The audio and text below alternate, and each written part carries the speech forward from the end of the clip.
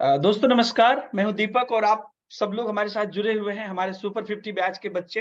और आज हम लोग मैथ पेडागोजी के क्वेश्चंस करने वाले हैं। तो यहाँ पर आप लोगों को क्वेश्चन करने का भी मौका है और जब भी पूछा जाएगा तो आप बता भी सकते हैं, या कोई डाउट भी है तो भी आप कमेंट में लिख सकते हैं। आपको बोलने का मौका दिया जाएगा, पूछने का, एकदम डायरेक्ट सब कुछ आपके लिए इनेबल है, आप लोग कर सकते हैं। और जो लोग इस वीडियो को देख रहे हैं, आप लोग भी इस वीडियो से बहुत कुछ सीख सकते हैं। आपके सभी साथी यहाँ पे मौजूद हैं।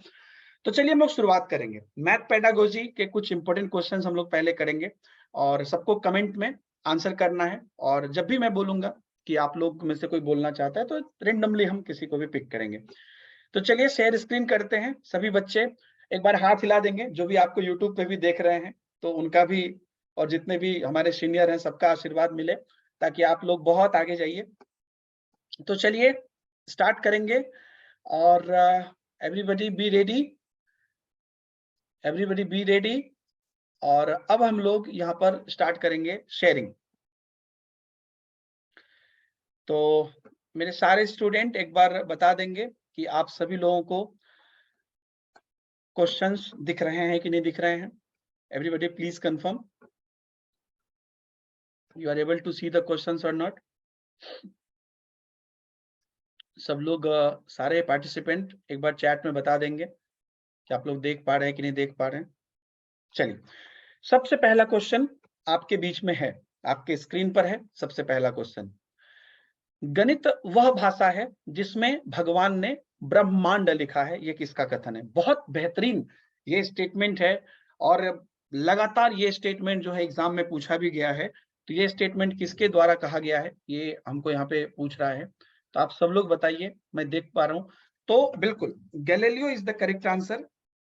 गणित की जब भी बात आती है और ब्रह्मांड से जब भी जोड़ा गया है कि गणित में भगवान ने ब्रह्मांड लिखा है, तो ये कथन बेसिकली गैलीलियो साहब का है। डायरेक्ट क्वेश्चन था, आप लोगों ने बेहतरीन उत्तर दिया, वेरी गुड। चलिए, बहुत बढ़िया, बहुत बढ़िया। नेक्स्ट क्वेश्चन देखिए, इसमें मैं चाहूंगा कि कोई अपने इनपुट रखे। कोई भी अगर रेज हैंड करके मतलब बताना चाहता हो तो आप एक बार कमेंट में लिख दीजिए कि आप इसको समझाना चाहते हैं। मूल्यांकन डैश और डैश दोनों है, तो इसका आंसर जो है वो क्या है ये भी आप बताइए। सी क्यों है, ये बताने के लिए संगीता पाल ने कमेंट में मेंशन किया है। तो चलिए संगीता पाल प्लीज बताइए कि आपको क्यों लगता है कि मूल्यांकन जो है वही दोनों है। सर, मूल्यांकन मात्रात्मक और गुणात्मक दोनों होता है, क्योंकि इसमें हमारी क्वांटिटी भी मापी जाती है कि हम कितना नंबर लाए हैं और कितना नहीं लाए हैं। और गुणों को इसलिए मापा जाता है कि इसमें हम देख सकते हैं कितनी जल्दी से हम क्वेश्चन का आंसर कर रहे हैं और कितने अच्छे से पार्टिसिपेट कर रहे हैं। एक्सलेंट, एक्सलेंट, बिल्कुल।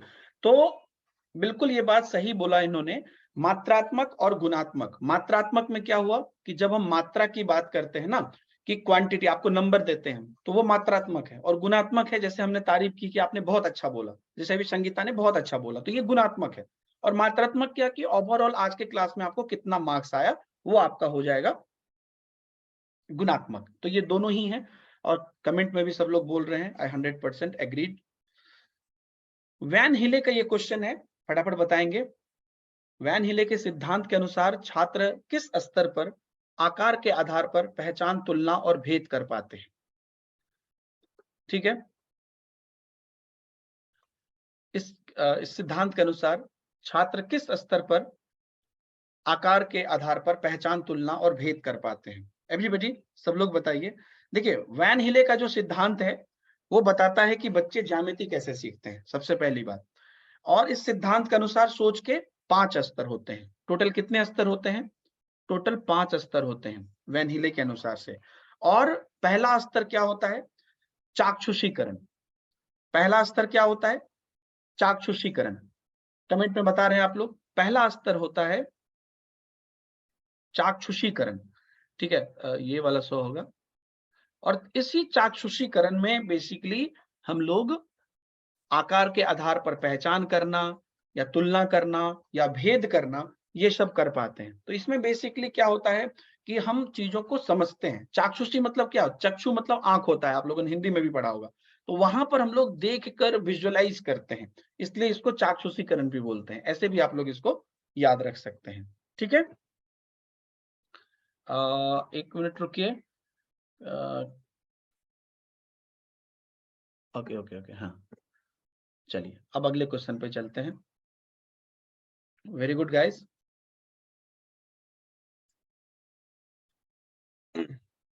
डैश में छात्र को एक स्वतंत्र खोजकर्ता के स्थान पर रखा गया है। इसको कौन समझाएंगे? कमेंट में लिखिए।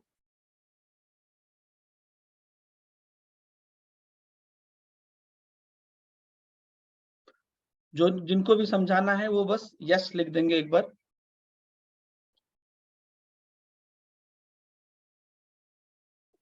श्रेया गुप्ता।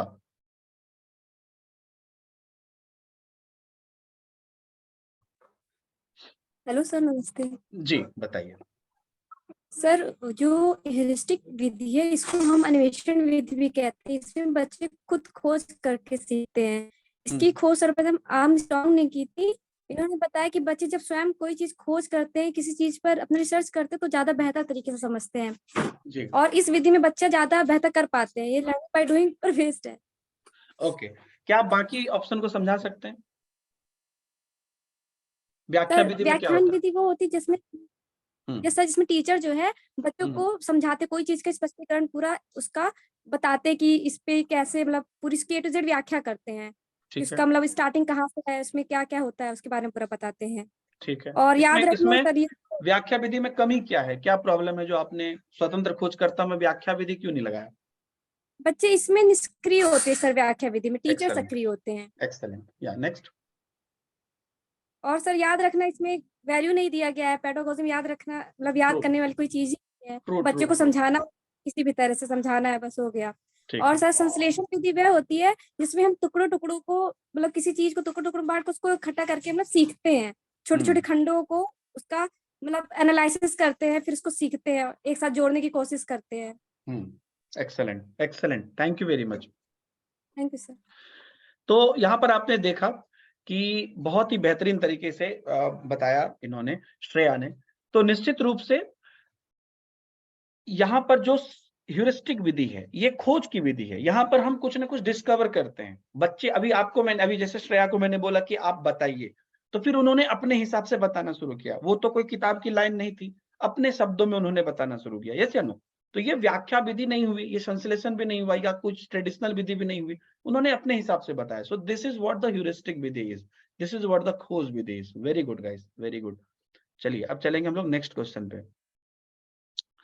मैं उम्मीद करता हूं आप लोग को मजा आ रहा होगा। कल थोड़ा स्ट्रीम लाइन नहीं था, आज स्ट्रीम लाइन है, आगे और भी मजा आएगा। देखिएगा, भूल के कारण त्रुटि, ये किस प्रकार का प्रकार है? भूल के कारण अगर त्रुटि हुई है, ये किस प्रकार का, मतलब ये किस प्रकार की त्रुटि है? बताइए सब लोग। अगर भूल के कारण त्रुटि होती है तो कोई मुझे बता सकते हैं ये अलग अलग त्रुटि क्या होती है? मुझे भी नहीं पता है। कोई समझा सकते हैं कि ये अलग अलग त्रुटि जो है, इसको समझा सकते हैं कोई? एनीबॉडी? एटलीस्ट एक दो भी जो आप समझा दीजिए कि भूल के कारण त्रुटि, जो व्यवस्थित त्रुटि, ये त्रुटि क्या है? कोई समझा सकते हैं? चलिए मैं ही समझाता हूं। व्यवस्थित त्रुटि, व्यवस्थित, रोशन आप समझा सकते हैं? वेरी गुड, चलिए बताइए रोशन। हाँ सर। जी सर सबसे पहले जो सर वो आकस्मिक त्रुटि है उसको बताते हैं। आकस्मिक त्रुटि में ये होता है कि सर बच्चा जानता है, कुछ भी चीज को जान रहा है, लेकिन उससे बाय मिस्टेक गलती हो जाता है, किसी कारण की वजह से वो अभी नहीं आपने बता कौन पाता सा उत्तर दिया? बाय द वे, सर मैंने ये एक्सीडेंटल एरर, आकस्मिक त्रुटि। नहीं, ये अच्छा। अभी जो है आंसर 1 है। और आकस्मिक जो है, जो आपने बोला एक्सीडेंटल एरर, वो ये है कि एकदम से अभी, मतलब आपको कुछ याद था और एकदम से अभी आपके दिमाग से निकल गया, उसको आकस्मिक बोलते हैं। भूल के अच्छा। कारण त्रुटि क्या होता है कि आपसे भूल हुई है, मतलब आपको पता है लेकिन आपको गलत पता है ना? वो अच्छा। भूल के मतलब या तो किसी भी एरर, मतलब आपने एरर में पढ़ा ही है, मतलब वो भूल आपसे हो गई है।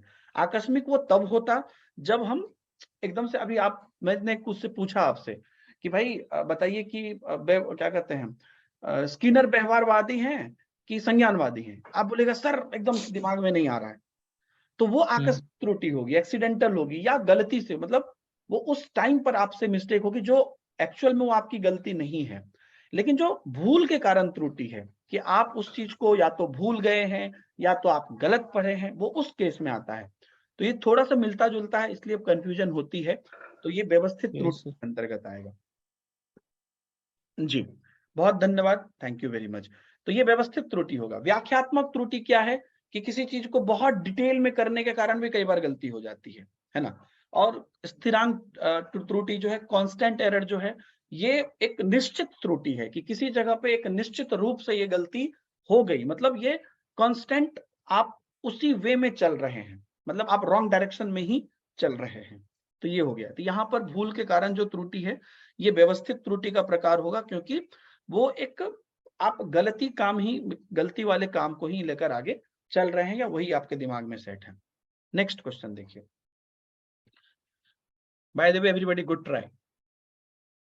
एक चीज और गौर करिएगा जो लोग जूम में आए हैं, कि अभी जो आप गलती करिएगा ना, वो चीज आप कभी नहीं भूलिएगा। ये नॉर्मल क्लासेस में नहीं होता था। निम्नलिखित में से कौन सा कथन सही नहीं है, नॉट ट्रू? तो प्राथमिक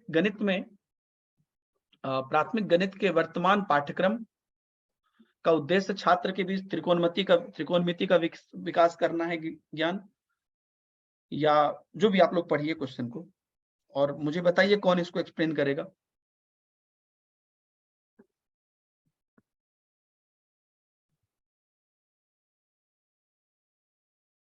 कौन एक्सप्लेन करेगा इसको? फटाफट बता दीजिए कमेंट में तुरंत, यस या मी, कुछ तो लिख दीजिए। विकी एक्सप्लेन करेंगे तुरंत, जितना जल्दी से जल्दी हो सके। करिए विकी, एक्सप्लेन करिए। हेलो जी बताइए। हेलो जी सर बोल रहे हैं कि प्राथमिक गणित में बच्चों को पहले स्टार्टिंग से सिखाया जाता है, जैसे उनको त्रिकोणमिति, ज्यामिति, ये सब पहले तो नहीं आएगा। ज्यामिति का तो आकार वाला आता है प्राथमिक में, बच्चे को जियो बोर्ड से सिखा सकते हैं। उनको स्टार्टिंग शुरुआत जो स्थानीय मान, ये सब सिखाया जा सकता है। आपके हिसाब से कौन सा करेक्ट आंसर है? सी है। ठीक है, तो आप क्या कहना चाह रहे हैं इसके बारे में? सर यही कहना चाहते हैं कि प्राथमिक, सॉरी सर, नहीं है, सॉरी। हाँ ठीक है, no sorry problem, sir, no problem, no problem. अब देखिए यहाँ पर हमको पूछा है कौन सा कथन सही नहीं है। अब एक बार हम बढ़िया से चारों ऑप्शन को पढ़ते हैं। प्राथमिक गणित के वर्तमान पाठ्यक्रम का उद्देश्य छात्र के बीच त्रिकोणमिति का ज्ञान विकसित करना है। ओके, प्राथमिक गणित में वर्तमान पाठ्यक्रम का उद्देश्य महत्वपूर्ण तार्किक सोच विकसित करना है। प्राथमिक गणित के वर्तमान पाठ्यक्रम का उद्देश्य बच्चों में कई गणितीय कौशल और प्रक्रियाओं को विकसित करना है। या गणित के वर्तमान पाठ्यक्रम का उद्देश्य छात्र में शॉर्टकट गणना की क्षमता विकसित करनी है। अब देखिए ये बड़ा ट्विस्टेड क्वेश्चन। अगर इसमें पूछता कौन सा सही है तब क्या लगाते हैं? अगर इसमें पूछता कौन सा सही है तब हम लोग लगाते सी, कि प्राथमिक मतलब उन सब में ऑप्शन होता सी। और बेसिकली मैं आपको बता दूं, मेरे पास जो डेटाबेस है, जस्ट मैंने अभी क्या कहते हैं किताब में देखा, तो ये बेसिकली ये एक मिस्टेक भी है, ये नहीं होना चाहिए। और जो एक्सप्लेन कर रही थी विकी, बिल्कुल सही एक्सप्लेन कर रही थी। तो बेसिकली सबसे मेन जो है प्राइमरी लेवल पे सबसे ज्यादा इंपॉर्टेंट है कि गणितीय कौशल और प्रक्रिया को सिखाना। त्रिकोणमिति सब भी बाद में पढ़ाते हैं, तार्किक सोच भी थोड़ा सा ऊपर उठ के पढ़ाते हैं, और शॉर्टकट वर्ड तो ऐसे भी नेगेटिव। अगर मेरे से नहीं पूछेगा तो मैं डी लगाऊंगा, अगर हाँ पूछेगा तो सी लगाऊंगा। Clear everybody? अभी फिलहाल के लिए हमारा ऑप्शन हो गया सी, करेक्ट आंसर इज सी। चलिए, very good very good. Next question देखिए, ध्यान से पढ़िए और कौन समझाएगा ध्यान पढ़ने के बाद मुझे बताइए। मुक्त अंत प्रश्न, ओपन एंडेड प्रश्न के गुण नहीं है।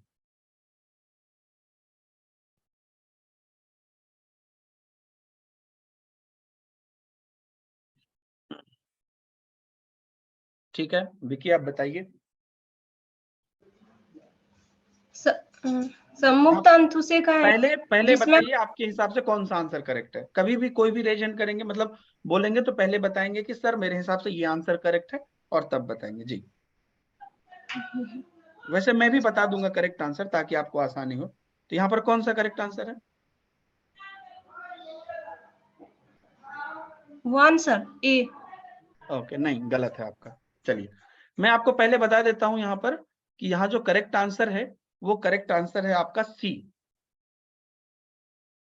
अब मैं समझाता हूं मेरी बात, क्योंकि काफी बच्चे ने गलत आंसर दिया है तो मैं ही समझाता हूं। देखिए ओपन एंडेड प्रश्न के गुण नहीं है तो इसमें विचारशील और खोजी प्रतिक्रियाएं शामिल है। तो क्या ये गुण नहीं है? क्या ये गुण नहीं है कि इसमें विचारशील और खोजी प्रतिक्रियाएं जो है ये शामिल है? देखिए यहाँ पे ये गुण है तो ये नहीं होगा हमारा। इसमें एक से अधिक उत्तर स्वीकार्य है, ये बात भी गुण है। हमको पूछ रहा है नहीं तो ये भी है, राइट। या उत्तरदाताओं के लिए आसान और तेज है, बिल्कुल नहीं, ये गुण नहीं है। क्योंकि जब भी आपको मैं ओपन एंडेड प्रश्न देता हूं बच्चों, आप खुद सोचिए, ओपन एंडेड प्रश्न पे जब भी हम बात करते हैं तो हम क्या करते हैं? वहां पे हम सोचते हैं, हम विश्लेषण करते हैं, कैसा होगा, क्या होगा, ये है कि नहीं है। तो ये कभी भी हमारे लिए मतलब आसान नहीं है। आपको मैं बोल दूंगा कि यहाँ या यहाँ तो बोले चलिए ठीक है, लेकिन अब बोलूंगा आप अपने मन से बताइए कहाँ, तो फिर आपको बहुत सोचना पड़ेगा। तो ये कभी भी आसान नहीं। तो हमारा यहाँ पर second is the correct answer. Next question देखिए, अवधारणा प्राप्ति मॉडल, कंसेप्ट अटेनमेंट मॉडल। ये छोटा क्वेश्चन है लेकिन एक अच्छा क्वेश्चन है। देखिए अवधारणा प्राप्ति मॉडल जो होता है वो एक अप्रत्यक्ष अनुदेशात्मक रणनीति है ना। ये कंप्लीटली एक जांच प्रक्रिया का उपयोग करती है ना। और मैं आपको यहाँ पर एक और एडिशनल चीज बताना चाहता हूँ। जॉर्डन ब्रूनर का नाम आप लोगों ने सुना होगा, जो बेसिकली संज्ञानवादी हैं, है ना। तो इन्हीं के काम पर ये आधारित है, जॉर्डन ब्रूनर के काम पर ही आधारित है। और बच्चे जो कोई कंसेप्ट, जैसे अभी आप मेरी क्लास में जुड़े हैं, तो ये जो आप कंसेप्ट हासिल करते हैं, अभी आप कैसे हासिल कर रहे हैं? अभी आप देख रहे हैं, पढ़ रहे हैं, सीख रहे हैं, उसे कंसेप्ट हासिल कर रहे हैं। तो ये भी एक शिक्षण की विधि है। हम लोग यूट्यूब पे पढ़ते हैं, वो भी एक शिक्षण की विधि है, आपको कंसेप्ट देने की विधि है। अभी हम जूम पे पढ़ रहे हैं, ये भी एक शिक्षण की विधि है। हर विधि का अपना अपना इम्पैक्ट है। यूट्यूब का अपना इम्पैक्ट है कि आप फ्री होकर देख सकते हैं। यहाँ पर आपको फोकस ज्यादा करना है लेकिन सीखना भी ज्यादा है। तो ये कंप्लीटली आपका शिक्षण की ही एक विधि है। तो कोई बार प्रैक्टिकल करना है, परियोजना करना है, हर चीज शिक्षण की ही एक विधि होती है। नेक्स्ट क्वेश्चन चलते हैं। देखिए प्रायोगिक गतिविधि के माध्यम से अज्ञात निष्कर्ष तक पहुंचने की विधि ज्ञात चीजों पर निर्भर करती है, या ज्ञात से अज्ञात की ओर। ज्ञात से अज्ञात की ओर क्या कहा जाता है? तो इसको बोलते हैं संश्लेषण विधि। बेसिकली कोई मुझे बता सकते हैं संश्लेषण क्या है और ये ज्ञात से अज्ञात इसमें क्यों हुआ और कब विश्लेषण होगा? एनीबडी? एनीबडी? अभिषेक जी, अभिषेक जी बताइए। हेलो जी बताइए अभिषेक। Good morning sir. जी गुड मॉर्निंग सर, ये विधि के द्वारा जो हम किसी चीज को जो है शॉर्ट फॉर्म में लाते हैं, किसी टॉपिक को, तो वो जो स्प्लेंडेड फॉर्म में रहता है उसको हम शॉर्ट कर करके बच्चों को समझाते हैं कि कैसे बच्चे उस चीज को सीखेंगे। और तो छोटा कर दिया जाता है उसको, तो कोई टॉपिक को पढ़ाने के लिए। ठीक है, छोटा कर दिया जाता है। नहीं, ज्ञात से अज्ञात का मतलब क्या होता है? ज्ञात सर जो पहले से बच्चे जान रहे हैं उसको हम जो है उसके अर्थ के उसको ले करके हम जो है जो नहीं जान रहे हैं उसको बताना सर। ठीक है, ओके। तो थैंक यू, ठीक है, थैंक यू, बहुत बढ़िया आपने ट्राई किया। देखिए अब मेरी बात सुनिए, ज्ञात से अज्ञात जो है यहाँ पर क्या होता है, कुछ न कुछ कड़ा के बच्चे को, है ना। जैसे कुछ चीजें आपको पता है, अभी आपको जो नहीं पता है वो मुझे बताना है। तो उसके लिए हम क्या करते हैं, जो चीजें आपको पता है उसी पे न निर्भर रहेंगे। एक बार सब लोग सोचिए, जो आपको पता है उसी पे हम निर्भर रहेंगे। अभी आपको अगर मान लीजिए कुछ ऐसे मैं एग्जांपल देना चाहता हूं जो आपको नहीं पता है, तो फिर हम उस पर निर्भर नहीं रह पाएंगे, हमें उसी के हिसाब से बताना पड़ेगा जो आपको पता है। तो आपका जो संश्लेषण होगा, मतलब इसमें संश्लेषण में क्या होता है आप लोग जानते हैं, अलग अलग चीजों को एकत्रित करना, जो अलग अलग ज्ञान आपके अंदर है या हो सकता है उसको इकट्ठा करके हम बताएंगे और उसको एक समराइज कर देंगे। तो इसलिए इसको संश्लेषण बोलते हैं। विश्लेषण में क्या होता है, जब आप चीजों को बहुत डिटेल में लेकर जाते हैं, एनालिसिस करते हैं, ये ऐसा हुआ, वो ऐसा हुआ, वो ऐसा हुआ, वो ऐसा हुआ, तो वहां पर आपको नई नई चीजें मिलती हैं। लेकिन जब हम ज्ञात से अज्ञात की बात करते हैं या अज्ञात निष्कर्ष पर पहुंचने की बात करते हैं, तो निष्कर्ष हमको पता नहीं है, हमको जो पता है हम उसी में से काम कर रहे हैं। तो ये हमारा जो लिमिटेड ज्ञान है उसी के बेसिस पर हम करेंगे, तो इसलिए हम उसको संश्लेषण बोलते हैं, है ना। क्योंकि उसी के आधार पर जो जब ज्ञात चीजों पर हम चीजें पर काम करते हैं, इसको आप याद भी रखिएगा, कभी भी अगर हम जो हमारी जानकारी है उसके बेसिस पर अगर हम कोई काम कर रहे हैं तो वो संश्लेषण है, क्योंकि हमारे पास 5 जानकारी है, उसी को मिला के हम काम करेंगे और कोई चारा नहीं मेरे पास। विश्लेषण तब होगा जब हम उस चीज को पूरा डिटेल में ले जाएंगे और उस पर हम सृजनात्मक तरीके से बहुत नया करने पर हम रहेंगे। ये संक्षिप्त विधि होती है और ये बहुत ही सिस्टमेटिकली काम भी करती है, तो इसका ये बेनिफिट भी होता है। चलिए अगला क्वेश्चन देखिए, ये देखिए कौन से व्यवस्थित त्रुटि नहीं है।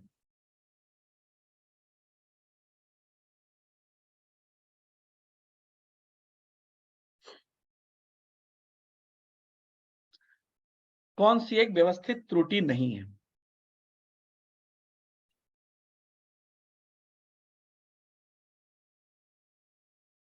देखिए अब मैं आप लोग को बताना चाहूंगा, जो भी 3 ऑप्शन यहां पर आपको दिया गया है ना, ये तीनों व्यवस्थित त्रुटि है। अभी आपको याद है एक क्वेश्चन आया था इससे पहले कि ये जो भूलने के कारण त्रुटि था, जिसमें ऑप्शन, जिसमें आपने एक बच्चे ने गलत बोला था, तो भूलने के कारण त्रुटि मतलब किसी भी कारण से अगर आप गलती करते हैं जो आपको किसी न किसी रूप में, तभी मैंने याद, मैंने ये भी बोला था कि आपने गलत पढ़ लिया है ना, आपने कहीं पर कुछ गलत पढ़ ही लिया है या कोई चीज आपके दिमाग में वैसा ही सेट है, तो वो एकदम से नहीं होता है। एकदम से होगा तो हम उसको आकस्मिक त्रुटि कहेंगे। ये जो भूलने के कारण त्रुटि हुई है या अज्ञानता हुई या पक्षपात हुई है, ये आपकी सोची समझी, इसको हम लोग बोलते हैं व्यवस्थित त्रुटि। तो ये तीनों ही व्यवस्थित त्रुटि है। हमको पूछा है क्या व्यवस्थित त्रुटि नहीं है, तो हम क्या आंसर देंगे, उपरोक्त में से कोई नहीं, है ना। तो ये तीनों बेसिकली व्यवस्थित त्रुटि है। तो कौन सा नहीं है।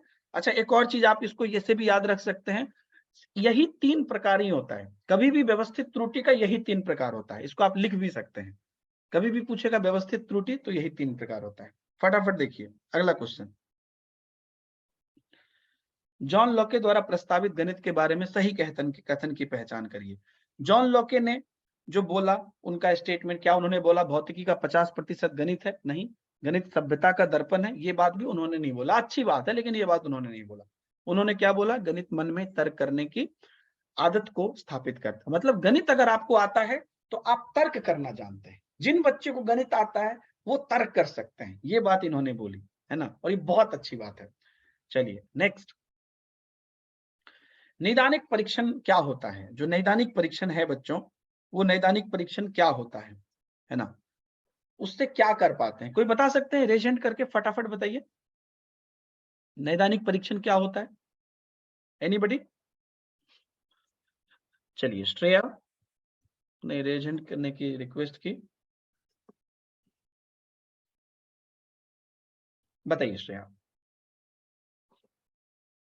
नैदानिक परीक्षण आपके हिसाब से क्या होता है। Okay anybody else. Neha, Shreya ने एक्सेप्ट नहीं किया। नेहा प्लीज रेडी रहिए, आप लोग जैसे ही बोलिए कि मैं, तो तुरंत रेडी रहिए अनम्यूट करने के लिए। बताइए नेहा। Good morning. जी गुड मॉर्निंग। सर नैदानिक परीक्षण में बच्चों के जो समस्याएं हैं उनको पहले तो पता किया जाता है कि उसको प्रॉब्लम किस चीज में है। ठीक है। फिर उसी के बाद हम उसका उपचार करेंगे कि जिस जिस चीज में उसको प्रॉब्लम हो रही है उसके जी हिसाब से बच्चों को बताया जाए। जी। इसी को ही नैदानिक परीक्षण बोलेंगे। तो ये आपको गुणात्मक है कि मात्रात्मक है कि दोनों है कि क्या क्या कहना चाहेंगे आप इसमें? ना तो गुणात्मक होगा ना तो मात्रात्मक होगा सर। Okay okay. लेकिन आप गलत हैं।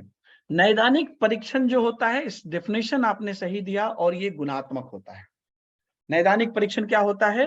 गुणात्मक होता है। अब मैं आपको बताता हूं, देखिए, जब भी आप बच्चों का निदान करते हैं, निदान के बाद उपचार होता है, आपको भी पता है, सभी लोग जानते हैं। तो जब भी आप बच्चों का निदान करते हैं तो आप कैसे करते हैं? बच्चे को आप देखते हैं, समझते हैं, उसकी कमियों का पता लगाते हैं। आप कहिएगा कि सर, बहुत लोगों को ये भी लग रहा होगा कि मात्रात्मक भी होगा तब तो। नहीं, आप कहेंगे कि सर 30 नंबर आ गया, 40 नंबर आ गया तो ये बच्चा कमजोर है या फास्ट है। इस बेसिस पे हम कभी निदान करते ही नहीं है। एक्चुअल में निदान आपकी क्वालिटी में कहाँ पे प्रॉब्लम है वो हम समझने की कोशिश करते हैं। अगर आपको 100 में से 20 नंबर आ गया, उसके 1000 कारण हो सकते हैं। तो जब हम निदान करेंगे तो उसमें हम ये देखेंगे कि एक्चुअल में प्रॉब्लम कहाँ है। एक्चुअल में जहां पे प्रॉब्लम है उस बेसिस पर हम काम करेंगे, तो वो क्वालिटी के बेसिस पर होता है। तो उसी के बेसिस पर उपचारात्मक भी हम करते हैं, बच्चे की कमजोरी का पता करते हैं, है ना। और यह गुणात्मक होता है, मात्रात्मक नहीं होता है। निदान हमेशा गुणात्मक ही होगा, मात्रात्मक नहीं होगा। ठीक है, चलिए नेक्स्ट क्वेश्चन। हम लोग कंप्लीट करने के कगार पर हैं, बढ़िया कर रहे हैं आप लोग। अगला क्वेश्चन देखिए, निम्नलिखित में से कौन सा विकल्प सही है या है? क्या गणित सभी विज्ञानों का आधार है, या गणित सोचने का एक तरीका है, या गणित दैनिक आधार पर हमारे जीवन से संबंधित है, या उपरोक्त सभी? मुझे लगता है कि किसी के नाम से नहीं पूछा है। जैसे एक क्वेश्चन जॉन लॉके के नाम से पूछा था तो वैसे बोला था हमने, किसी के नाम से नहीं पूछा है। ये सारे ऑप्शन सही है ना, ये सारे ऑप्शन इसमें सही हैं, क्योंकि गणित के विषय में इसमें से हर चीज अपने आप में एक सही मायने रखता है, सही मीनिंग रखता है। चलिए नेक्स्ट क्वेश्चन, और आई थिंक ये आज का लास्ट क्वेश्चन है जी। हाँ बिल्कुल। डैश मूल्यांकन आमतौर पर एक शैक्षिक कार्यक्रम या पाठ्यक्रम के विकास के दौरान किया जाता है। तो इसका आंसर होगा, आप सभी लोग जानते हैं, निर्माणात्मक। कोई मुझे निर्माणात्मक और योगात्मक में अंतर बता सकता है? एनीबॉडी जो निर्माणात्मक और योगात्मक में अंतर बताए? ओके, निधि आप बताएंगे? चलिए बताइए। प्रणाम सर। जी प्रणाम, बताइए। सबसे पहले तो इसका बी होगा आंसर। ठीक है। और निर्माणात्मक जो होता है वो आपका फॉर्मेटिव में होता है, जब किसी चीज को कर रहे होते हैं उस दौरान। जिस तरह अभी आप पढ़ा रहे हैं ये वाले क्वेश्चन को, तो जी इसमें अगर हम त्रुटि करते हैं तो हाँ, आप हमको जो सपोर्ट करिएगा कि कहाँ पर हम त्रुटि किए, तो वो फॉर्मेटिव हो गया। लेकिन एक्सीलेंट। जब हम सीटेट का एग्जाम देंगे और तब जो रिजल्ट आएगा वो सबमेटिव होगा। अरे वाह, जबरदस्त जबरदस्त, थैंक यू वेरी मच, बहुत बढ़िया। तो ये था हमारा, बिल्कुल सही इन्होंने कहा भी कि अगर मान लीजिए कि हम, जब सब लोग एक बार वीडियो ऑन कर सकते हैं जिनको जिनको एक्सेस है, क्लास के लास्ट मोमेंट पर हम लोग हैं, तो जब भी हम ये देखते हैं कि कोई भी चीज पे सुधार की आवश्यकता है, अभी आपको कोई डाउट है आप पूछ लीजिए, सुधार की आवश्यकता है हम कर देंगे। लेकिन आप सीटेट एग्जाम में देने जाइएगा तो उसका बस रिजल्ट निकलेगा, जिस दिन रिजल्ट निकलेगा उस दिन आप कितना भी माइक लगा के बोलिएगा कि अरे अरे हमको इसका पता था, गलती से गलती हो गया, तो भी आपकी बात कोई नहीं सुन रहा है। आपको किसी भी तरह से कोई भी उसमें संभावना नहीं है कि वो बदला जाए, तो वो हमारा क्या कहते हैं, समेटिव हो जाएगा, योगात्मक हो जाएगा। लेकिन जिस हद तक, जब तक हमको ये है संभावना कि नहीं हम सुधार कर सकते हैं, तब तक वो निर्माणात्मक रहेगा। जब सुधार खत्म, सुधार नहीं हो सकता है, तो हम वहां पर जो है समेटिव बोल देंगे। ठीक है, कैसा लगा क्लास आप लोग को? अगर अच्छा लगा तो एक बार थम्स अप देके बता दीजिए, ऐसे वीडियो में जो भी लोग हैं मौजूद सब लोग बता दीजिए। और मैं चाहता हूं कि आप सभी लोग ऐसे ही एक्टिव रहिए। क्लास के स्टार्टिंग में और लास्ट में हम लोग थोड़ा सा वीडियो में रहेंगे, ताकि एक सबको देख के भी एनर्जी आती है। सोशल इंटरेक्शन, सोशल जो कहते हैं ना कि पीयर असेसमेंट, ये सब भी बहुत इंपॉर्टेंट होता है। और मैं चाहता हूं कि जो भी बच्चे पढ़ना चाहते हैं उनको मैं अच्छे से पढ़ाऊं, और जो बच्चे वीडियो में भी देख रहे हैं आप लोग भी इससे सीख सकते हैं जितना हद तक हो सके। बहुत बहुत धन्यवाद, आज की क्लास यहीं तक रखेंगे। मैथ पेडागोजी की मेरी कुछ और क्लासेस अभी हैं, और मुझे लगता है कि 2 3 4 क्लासेस और चलेगी। बहुत लोगों का कुछ रिक्वायरमेंट भी था। मेरा रिक्वेस्ट है कि हर सब्जेक्ट के लिए मुझे जितना कराना है पहले उतना मुझे करा लेने दीजिए। उसके बाद अगर फिर भी आपका, जैसे एक बच्ची मॉडल पेपर के बारे में बोल रही थी जो हमारा है, अगर उसके बाद आपको लगेगा कि वो क्वेश्चन नहीं हुए हैं तब आप मुझे बताइएगा, वो सब इकट्ठा करके हम बताएंगे। यहाँ पर आपके एग्जाम के दिन तक मैं आप लोग के लिए प्रेजेंट हूँ और बढ़िया से आप लोग जो है क्या कहते हैं तैयार कर सकते हैं। Thank you very much everybody, मिलते हैं नए वीडियो में। Thanks for joining this class, bye bye, Jai Hind.